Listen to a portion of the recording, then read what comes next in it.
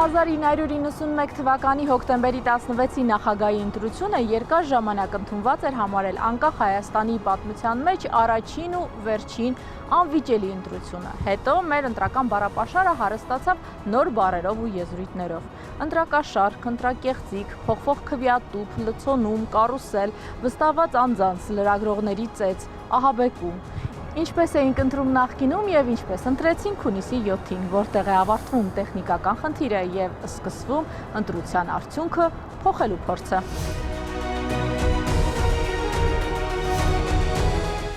Ես այսպիսի բան չեմ հիշում, որ հարյուրավոր մարդկանց վրա բոլորը ընդդիմադիր անխտիր, քրեական գործեր, տնային կալանքներ ու եւ այլ,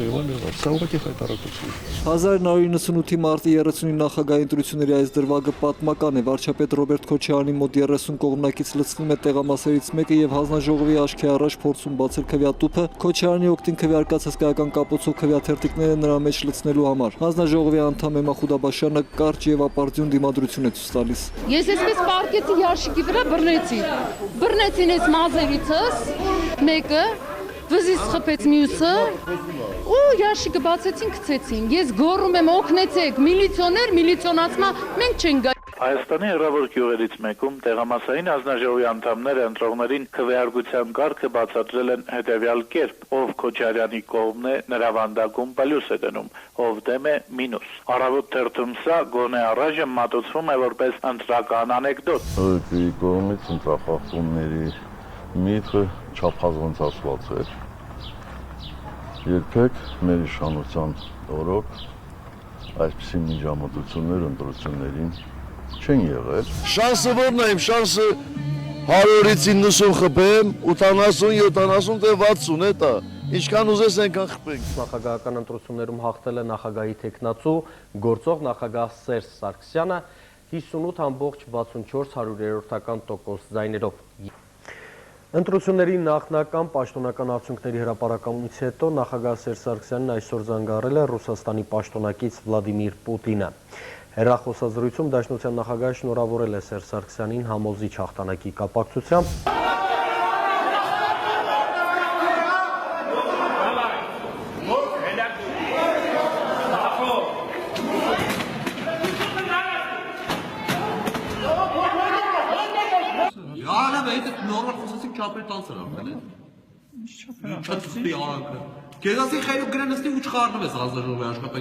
Մեզնից առաջ ինձ տեղեկացրել են, որ ձեր տեղամասը փակված է։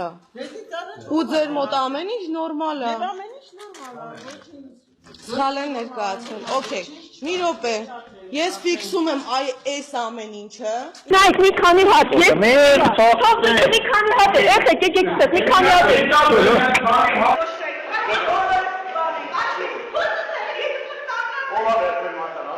Չես հասկանում հայերեն, ասում գնային կողմ, հեռախոսը դեկա։ Իրավունք ունեմ, կանգնեմ նկարել։ Ես էլ իրավունք ունեմ, թույլ չտամ, ասում գնային կողմ։ Գնա դրա համար բողոքելու տեղեր կան, գնա բողոքի։ Թույլ չեք տալիս, որ կանգնեմ։ Ոչ, թույլ չեմ տալի։ Ցուցակների կողմ։ Ոչ, թույլ չեմ Ոչ, տալի։ ցուցակը չնկարեմ, մարդը։ Ոչ մի բան թույլ չեմ տալի, հեռախոսը թույլ չեմ տալիս դե կանգնեմ։ Հեռախոսը թույլ չեք տալիս, կանգնեմ սեղանների մոտ։ Հա։ Լավ։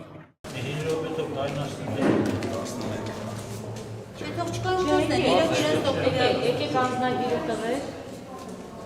Անձնագիրը Անձնագիրը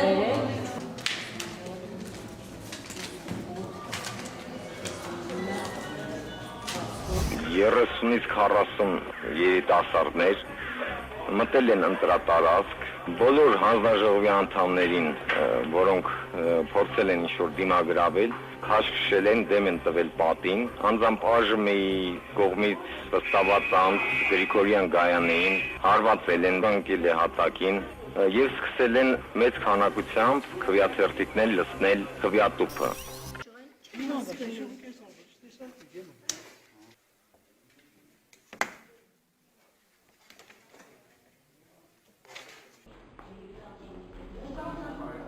Ովքեր որ կասեն, որ այսպես ընտրախախտումներ եւ այլն, ես պատրաստ եմ բանավիճելու, որովհետեւ տեսել եմ հետ խորհրդային բոլոր ընտրությունները։ Երբ որ հիմա այս ընտրակեղծիքների իբր առերևույթ ընտրակեղծիքների մասին բարձրաձայնող պրոռուսական ընդդիմությունը իշխանություն էր Հայաստանում, իրենց ժամանակ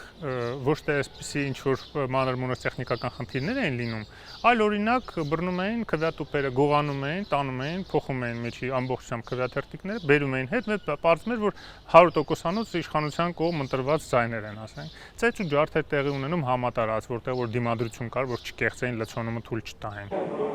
Այնպես ասում պապիկներ։ Հանրապետական կուսակցության եկեղեցի կարող եմ ձեզ խնդրել, որ դուք այս կողմ գաք եւ նույն հարթության վրա չգտնվեք, ինչ որ քրեա, այո։ Կներեք, տեղեկացել ենք, որտեղ կաշառք են բաժանում, ինչքան են բաժանել։ Ես հեչ բանից խաբար չունեմ, կորեք ջան։ Ես հեչ բանից խաբար չունեմ։ Շատ լավ հիշում եմ, թե ինչպես լրագրողները, ասենք նույն 17 թվականին ՀՀԿ-ի շտաբում արձանագրել էին ընտրակաշառքի այդ դեպքերը եւ այնտեղի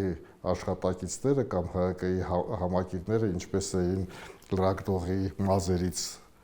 կին լրագրողի մազերից վերցնում քաշում։ Այն ժամանակ նաև միջազգային դիտորդական առաքելություններն այն ասում, որ ոչ ազատ էր, ոչ արդար ընտրությունները, եւ մի անգամ նույնիսկ Transparency International հայտարարեց, որ Հայաստանը զավթված պետություն է, capture state։ ԵԱԿ դիտորդների խմբի ղեկավար Պիտեր Այքերներ հիշեցնում էր, որ առաջին փուլում եղել է 7 տեղամաս, որտեղ ընտրողների մասնակցությունը 100%-ից ավելի է եղել։ ԵԱԿ դիտորդներն ի վերջո եզրակացրին, որ նախագահական ընտրությունների երկու փուլերն էլ չեն համապատասխանել միջազգային չափանիշներին եւ երկու ընտրություններն էլ որակեցին կեղծված։ Միջազգային դիտորդներից մինչև տարբեր երկրների առաջին դեմքեր հաստատում ու շնորհավորում են։ Did not observe systemic irregularity. We did not observe Հայաստանի խորհրդարանական ընտրությունների արդյունքը, սակայն, վիճարկողներ էլ կան։ В нашем МИДе происходящее назвали попыткой совершить преступление против демократии. Եվ միայն ռուսական մեդիա,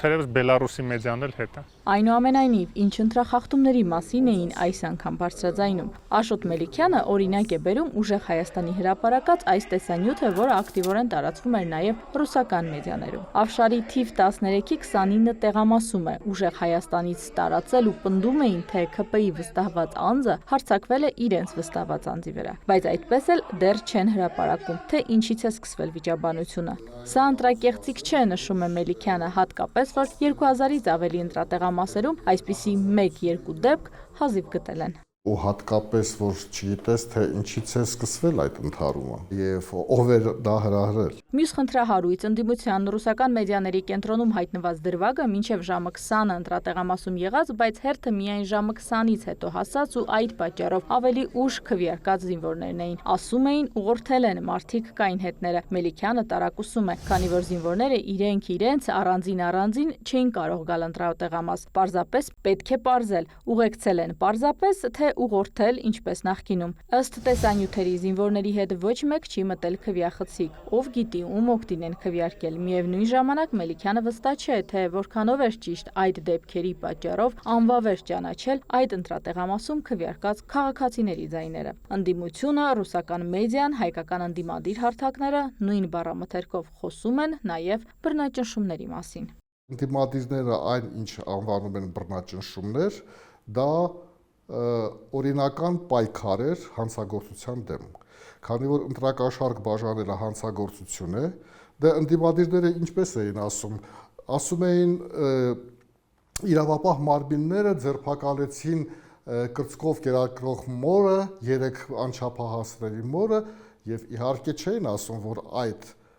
մայրը փաստորեն հանցագործության մեջ է կասկածում եւ մեղադրվում է ընտրակաշառք տալու մեջ։ Այսինքն այդ ընտրակաշառքները բաժանեն, փորձեն ընդ որում ընդդիմությունը, պրոռուսական ընդդիմությունը բաժանի, խախտի այդա համակարգային կեղծիք է, այո, եւ հետո դա օգտագործեն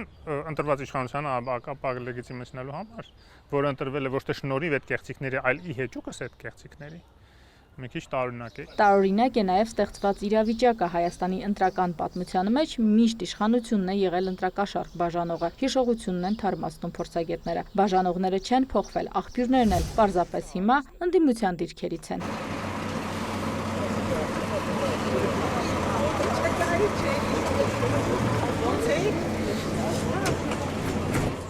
Եվ իրենք մտածում են, որ հիմա էլ կարող են նույնը անել եւ զարմացած են, որ իրապամարմինները հետապնդում են ընտրակաշառք անողներին եւ հարյուրավոր ձերբակալություններ, հետապնդումներ կա եւ իրենք դա համարում են քաղաքական հետապնդում։ Գնահատական պետք է տան այդ ընտրակեղծիքների, որովհետեւ ես կարծում եմ, որ այն ինչ բացահայտվել է, դա այսպես այսբերգի միայն վերին մասն է։ Եվ միակ մեղադրանքը, որ կարող է քննարկման առարկա դառնալ, այսինքն ընդդիմության կողմից ներկայացված, դա վարչական ռեսուրսի ուրեմն չարաշահումն է, որը դիտորդական առաքելությունը կարծես թե այդպիսի դեպքեր արձանագրել են եւ դա կհրապարակվի։ Արդյոք տեղամասային ընտրական հանձնաժողովների արձանագրությունների եւ կենտրոնական ընտրական հանձնաժողովի կայքում մուտքագրված տվյալների միջև տարբերությունը ընտրակեղծիք է։ Եթե շտկվելու ընթացքում պարզվում է, որ նաեւ իշխող ուժն է ձայներ կորցրած եղել այդ տեխնիկական սխալների պատճառով, դա նշանակում է, որ ընդհանրապես ապացուցվում է, որ դա տեխնիկական բնույթ է կրել, այլ ոչ թե ինչ-որ միտումնավոր կեղծիք է արվել, հա։ Հենց դրա համար էլ նշանակվում են նախնական արդյունքների հրապարակում եւ վերջնական արդյունքների։ Մեխանիզմը, գործընթացը այնքան է կատարելագործվել, որ նախկինում կիրառվող ընտրակեղծիքների համար պատնեշ է ստեղծել այն, ինչ հիմա տեղի ունենում ընտրական տեղամասերում բոլոր թերություններով հանդերձ, դա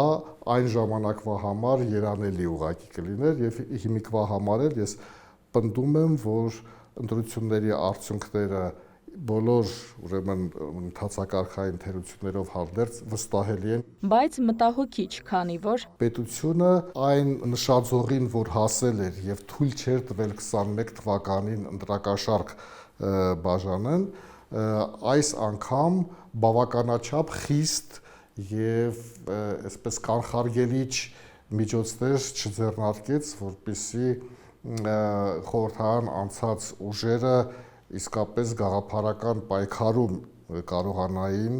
ընտրողների ձայները ստանալ։ Ընդդիմադիրներն իրենց էջերում, մեդիահարթակներում եւ ռուսական բոլոր լրատվականներում նույն մի քանի տեսանյութով ու նույն բառերով հայաստանյան ընտրությունը ապա լեգիտիմացնելու փորձ են անում, շեշտում են փորձագետները։ Ինչու՞։ Նպատակը այդ ամեն ինչը ուռճացնել, դարձնել այսպես ապա լեգիտիմացման հիմք ընտրությունների մի կենտրոնից է գալիս, դա Կրեմլն է եւ բոլորիս համար դա արդեն հայտնի է, իրենք տասնյակ միլիոնավոր, 100 միլիոնավոր դոլարներ ծախսեցին իրենց խամաճիկներին այստեղ իշխանության բերելու համար։ Հիմա քանի որ չստացվեց, հիմա փորձում են գոնե պլան B-ի ինչ-որ տարբերակներից մեկը կիրառել իշխանությանը թուլացնելով եւ ապա լեգիտիմացնելով այսպիսի խոսակցություններով։ Ռուսաստանը ոչ զենքով, բայց տոտալ պատերազմ է վարում Հայաստանի դեմ նախընտրական շրջանում հատկապես։ Հիմա երկրորդ փուլն է եւ այդ երկրորդ փուլը այդ ընտրությունների արժեզրկումն է։ Կարծում եմ, որ մենք կհաղթահարենք նաև այս փուլը, հետ ընտրական զարգացումներ մենք չենք տեսնում։ Մենք չենք տեսնում ակտիվ բողոքներ, այն ինչ որ արվում է, այսպես իներցիայով է արվում։ Քանի որ խորհրդարան անցած ընդդիմադիր ուժերը գիտակցում են, որ նոր ընտրության դեպքում դարձյալ այդքան ընտրակաշառք բաժանել ու այդքան մարդ Հայաստան բերել չեն կարողանա, նշում են փորձագետները։ Ամեն դեպքում հունիսի 7-ից 7 օր անցել ընտրական աղմուկը հատկապես համացանցում չի մարում։ Եվ եթե նախորդ տասնամյակների ընտրությունները ըստ բազմաթիվ փորձագետների ու դիտորդների ասոցացվում են կարուսելների, լցոնումների եւ իշխանության կազմակերպած ընտրակաշառքի հետ, ապա այս ընտրությունների քաղաքական գնահատականը դեռ ձևավորման փուլում է։ Ամեն դեպքում ընդդիմադիր ուժերը անցնող 7 օրերին աղմուկին համարժեք փաստեր ընտրությունների արդյունքները համակարգված կեղծելու մասին դեռ չեն ներկայացրել։ Փոխարենը ընտրություններից հետո էլ շարունակվում են իրավապահների եւ հակակոռուպցիոն կոմիտեի հաղորդագրությունները, ընդդիմադիր ուժերի ներկայացուցիչների եւ աջակիցների կողմից ընտրակաշառքի ենթադրյալ դեպքերի եւ դրանց առնչությամբ հարուցված վարույթների մասին։ Իրինա Կրչյան, Հովհաննես Քյոսեյան, Արտակ Գևորգյան եւ Արթուր Պետրոսյան, Կիրակնորյալ լուրեր։